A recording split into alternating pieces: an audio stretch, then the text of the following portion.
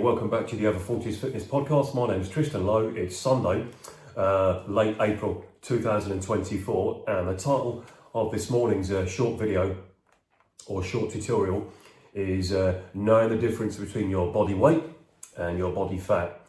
Now, the reason that I bring this up is because in the last few weeks I've had a few clients in my line of work as a professional personal trainer getting somewhat nervous or apprehensive about their body weight, and I've had to explain or guide or work with the client and explain to her or explain to him, okay, this is how much you weigh, all right, and that's including your skeletal frame, bones, ligaments and tendons, the connective tissue, the soft tissue, the muscle, the water in your body, the blood, hair, teeth, nails, everything, what's in the gut, what's in the colon, what isn't, urine, everything in the body is your body weight.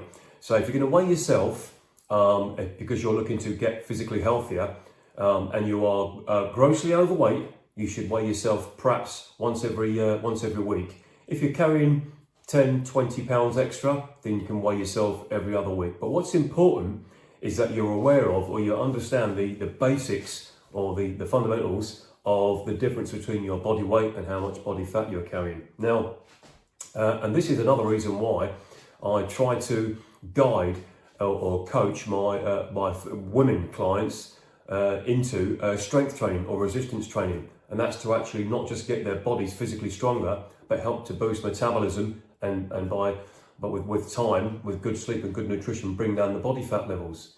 Now, I'm just going to read to you from my study books a little short paragraph about body composition. Now, remember, the reason that I spend a lot of time looking at study books or going back to my exam papers from when I was 38 and I'm now 53. I'm still learning myself on a weekly basis. The reason I do that is so you don't have to. I can give you the content so you can take from it what you want and learn something. If you can learn one thing from this next paragraph that I'm going to read, good for you, it should help you. All right, body composition, and here we are. Okay, in simple terminology, a person's body weight can be divided into two compartments: FM, fat mass, and FFM, fat-free mass or lean mass. This is the principle behind body composition assessments. Fat mass includes internal and external fat or adipose tissue. Fat-free mass includes muscle, bone, and internal organs. These structures added together make our total weight. Previously, height and weight tables were calculated to give sensible guidelines for clients or the general public who want to achieve a healthy weight. However, these tables are severely limited in the information they provide, as they give no assessment of how the total weight is composed, hence body composition scales rather than just your basic 1970s, 1980s analog scales with the needle. In other words, they do not assess the proportion of total weight that is fat. Total weight indications are a useful starting point in assessing our client's health status, but the composition of our client's bodies must also be assessed. Trainers, that's us, and testers, that's us, must understand the difference between weight loss and fat loss and the ideal levels clients should be looking to achieve. The following table highlights how weight loss can be achieved. Okay, here's a quick little table here. We've got fat-free mass, water, dehydration, glycogen, carbohydrate, muscle, bone, connective tissue, and that's your FFM, your fat-free mass. Yep, and the fat mass, which is adipose tissue, that is based on the physiology of your fat cells. All forms of weight loss, apart from fat loss, water, carbohydrate, bone, muscle, or connective tissue, could be potentially detrimental to health. Therefore, the changes in the body weight must be measured in a body composition, or only using body compositions can be naive. It is essential that we as the trainers can accurately measure both fat, weight, and lean body mass. All right. Now, it's impossible to turn muscle into fat.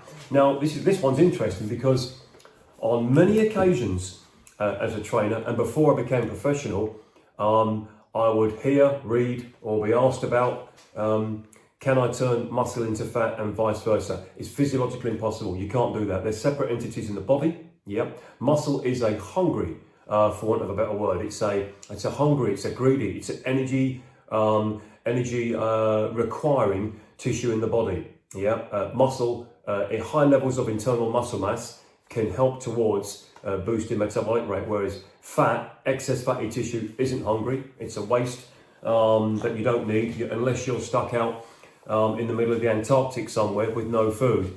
What you're doing there, as I always say, I don't know what you're doing there. If you're in the middle of the Antarctic with no food, you want some fat on the body, but you might not last because there could be a polar bear coming. That's for another story. Okay, right. It's impossible to turn muscle into fat and vice versa. They're completely independent components within the body. Going from an active to a sedentary lifestyle will normally mean that fat mass will increase, whilst independently the FFM, the fat-free mass, will decrease due to a lack of resistance training. All right, there you go. Right, now, if you're starting out in a healthy 2024, and it's never too late. Here we are, 1 week short of May. It's still not too late to start exercising. All right, the best time to start is today or tomorrow, irrespective of what time of year it is. So just to go back to sort of December and January, don't get into that mindset of, you know what, I think I'm going to start working out on January the 1st or June the 1st because your friend's getting married, or you've got a family member that's got a social gathering, so you want to look good for your friend's wedding. Okay, that's an absurd mindset in the long run. It may be something that starts you exercising, but to actually get healthy for somebody else's photo shoot, okay, is not a healthy mindset. Get healthy for your own health first, and then you may look good in someone else's photos later on. Different subject matter. Okay, right. I'm just going to read out here general body composition categories, classifications, male and female. I'm going to read out the classification first, and then I'm going to read out the male and female ideal healthy body fat levels depending on what classification you fall into. All right, here we go. Classification number 1. Essential fat for a male in percentage, 2 to 4%. For a female, 10 to 12%. Now, 2 to 4% for a male is extremely low. Elite endurance athletes, elite combat athletes. The lowest I ever got to was 6% body fat in my 30s when I was playing basketball, and it's not very healthy. It's not healthy to live like that. It can mess with your hormones, your libido, your immune system, your endocrine system. It's different. Some bodybuilders who stand on stage, like professional bodybuilders, they'll get the body fat down really low, but it's just something, it's essentially like a beauty pageant for grown men, bodybuilding. The same for the women as well. But okay, just to survive, 2 to 4% for men, essential fat, 10 to 12% for women. Athletes, okay, that's a category that I myself fall into. A male body fat level is 6 to 13%, and I'm around 13% in summer. I go up to about 14, 15% in the middle of winter because I take in more calories and probably get out less. Okay, so athletes, 6 to 13% in the men, and for the women, 14 to 20%. All right, fitness people or fitness enthusiasts, people who do a little bit of exercise from time to time, go to your local gym and do whatever. 14 to 17% for the men, and for the women, 21 to 24%.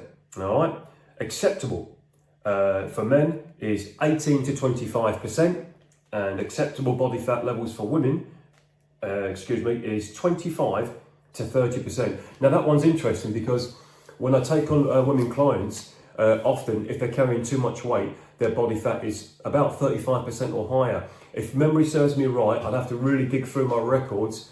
The highest body fat levels of a woman that I trained, I think she was 54% body fat, maybe even 55. The highest level for a man that I've trained was 51, 52. Okay, that's a critical level. That is a precursor, or that is telling you that you're physiologically unhealthy and you're doing whatever it takes to head to an early grave. Fortunately, they're both still with us now, or both still alive and kicking because I've seen them recently. Okay, now at 25 to 30%, which is acceptable for a woman. Okay, that's you if you're watching, or you're a woman client of mine. It's not the end of the world. If you're 30% body fat, it's reasonable to aim for 0.5. That's 0.5% of body fat reduction a week once you take on a healthy nutrition plan and some form of exercise. Yeah, 0.5. You can't see it, you can't feel it. You'd have to train for at least 6 weeks to really feel that difference in terms of body fat reduction. If you can feel it, and then eventually your friends, family, or complete strangers will notice it. So you've got to start with the idea when you're looking to lose fat: sleep right, eat right, and exercise right. And a byproduct of doing all of those three, not perfect, but doing them well, is going to give that female client who's at 30 or 35% or more body fat, is going to give you a head start and a definite indicator, something that can be tracked towards reducing your body fat and improving your health. That's acceptable. 2 more categories to go. Special attention. For men, it's, let's have a look, it's 26 to 30% body fat. Now, you'll be surprised how many men, and let's say the age of 18 up to mid-60s, even a little bit more, how many men, young men as well, are carrying huge amounts of excess body fat. You can see it. You can see it walking up and down your high street.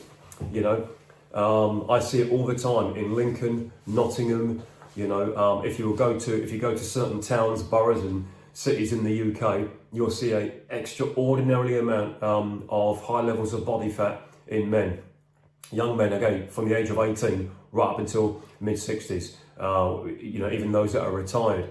And there's a multitude of reasons behind that, which I've talked about ad nauseum in previous podcasts, and I'll touch on it again in the future. So if you're a man, a grown man, and your body fat is up to 30%, 26 to 30%, that is a special attention. You need to address it, accept it, and go and do something about it, and seek out a trainer, a nutritionist, go and see your physician, your doctor. And equally, what's interesting, special attention for men is less than 6% body fat. Okay, now just a quick recap. I got to about 6% when I was between the age of 29 and 32, over a few years, on and off. And actually, it made me unwell.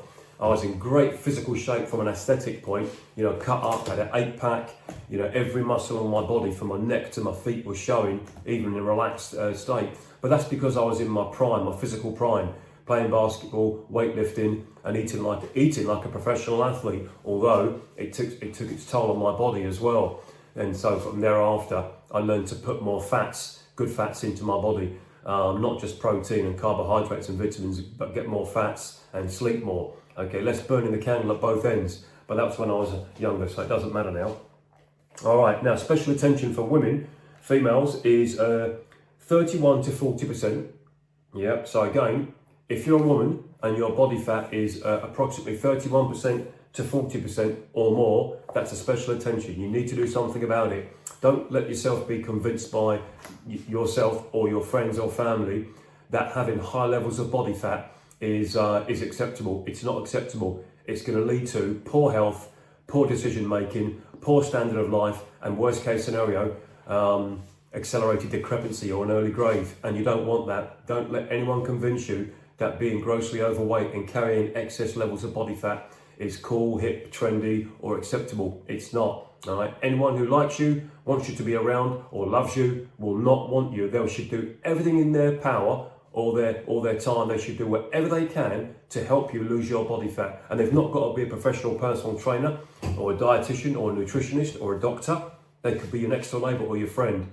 They should not want you to be grossly overweight and carrying high levels of body fat. And of course, the same goes for men. And sometimes I think it's even worse for men because we naturally carry more testosterone than women. And so by physiological definition, we shouldn't be carrying high levels of body fat, but we know why they do. All right, and then medical referral. This is something where it's not down to opinion. It's not down to do I or don't I. This is down to you must seek help today, okay, if not tomorrow morning, if your body fat levels are the next reading or higher. Men, 30% or more. Now you may think that doesn't sound a lot, 30% body fat. There's a giveaway with 30% or more body fat, okay, and that is that's poor energy, poor decision making, and then of course the physiological manifestations are high levels of visceral fat around the organs, belly fat, double chin, sagging back, sagging waist, and also men that carry 30% of body fat or more week in, week out. Ordinarily, that 30%, 6 months later, is 33, 34%. And then what happens is the testosterone levels subside and the estrogen, the female hormone level in the man's body, starts to actually increase.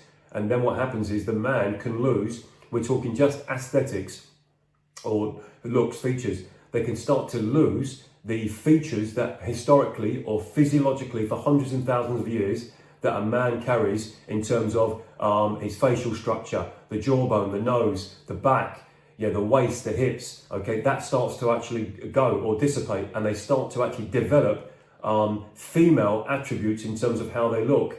And I've actually seen it as a professional, and I've seen it when I'm not in work as well, even down to body language. Yeah, I studied body language under an expert in Lincoln, and it can be an uncomfortable conversation, but that's what I'm here to do.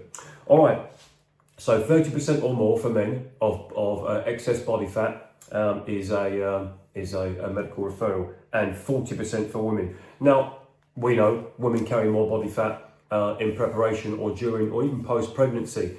All right, so but there is actually a threshold of where if you're watching this and you're a woman between the age of 20 and 40, and you're pregnant at the moment, or you've had a baby, or you're trying for a baby, you are going to naturally carry more body fat. Your body's designed to actually store fat as well, but you don't need to do it after. Yeah, there's been a seismic shift in mums, carrying abnormally high levels of unhealthy body fat, even after pregnancy, 6, 12, 2 years after. And the reason is, I'm a mum now, I'm a mum now, therefore I'm okay with being unhealthily overweight. Now there's 101 different reasons why, if you're watching this and you're a woman and you've had a baby in the last, say, 2 years, that you're still overweight. But the number one reason is because you've not done anything about it. Again, there's 101 medical reasons, social reasons, geographical reasons, financial reasons, okay? And you can take all of those and pick which one suits you. But the one reason that will always actually stand head and shoulders above the other, if you're watching and you're a mother, is because you've not done anything about it. I've trained women myself who've had children and got their excess body weight and excess body fat off them, and they look 10 years younger, and they're stronger, fitter, healthier, and they can do more for their children. Likewise, if you're a dad, if you've got a baby or a toddler, anything up to 3 years of age, and you've got a father, yes, you've still got to get out of bed and go to work, plus also look after your child.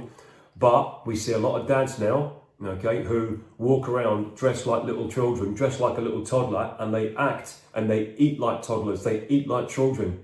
And their excuse is, well, I'm a dad now, so I'm going to pile on lots of excess body fat and get physiologically unhealthy and lazy.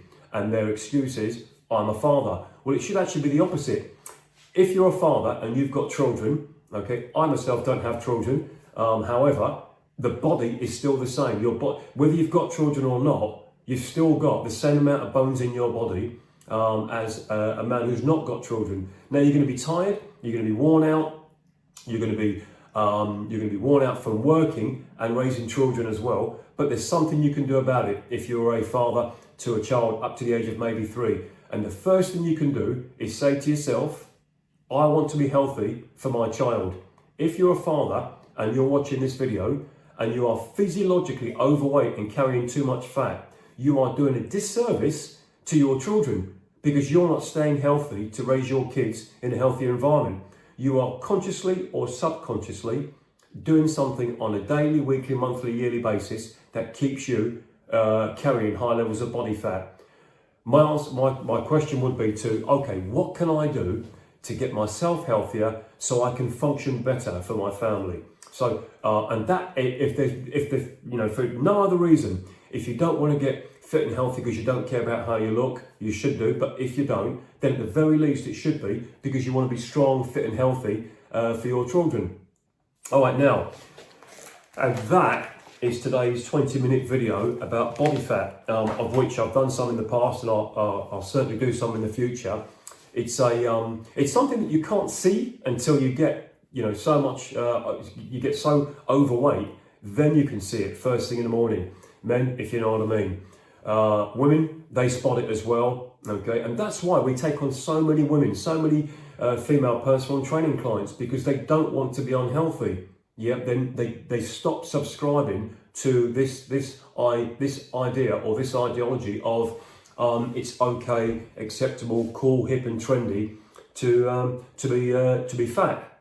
Now, there's a flip side to that. We're not as trainers, as personal trainers, we're not asking, guiding, or accepting a woman client to become a world-class athlete, you know, a high-level endurance runner, a power lifter, you know, someone who can swim the English Channel. That's not what we're saying. We're saying go through the kitchen, get the rubbish out the fridge, freezer, and the cupboards. Start exercising. You know, if you can't afford a personal trainer, or you don't want to afford a personal trainer, what you can do is find content for free like this on YouTube and use our content. You know, a good trainer, a good experienced trainer will do everything in his professional remit to guide you through, even if you weren't a client.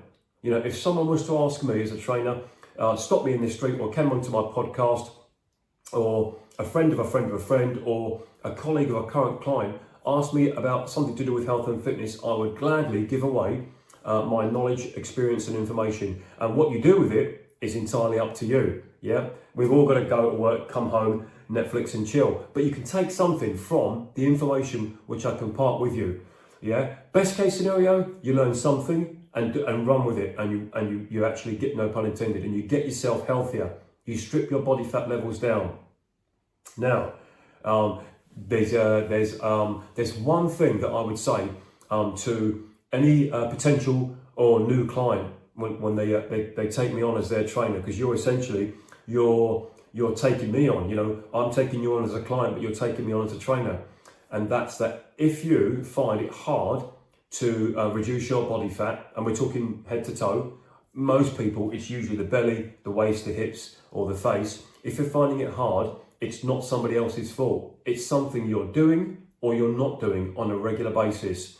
And it's one of those that's very, very important, is the one that no one can see. And it's the boring one. It's actually sleep.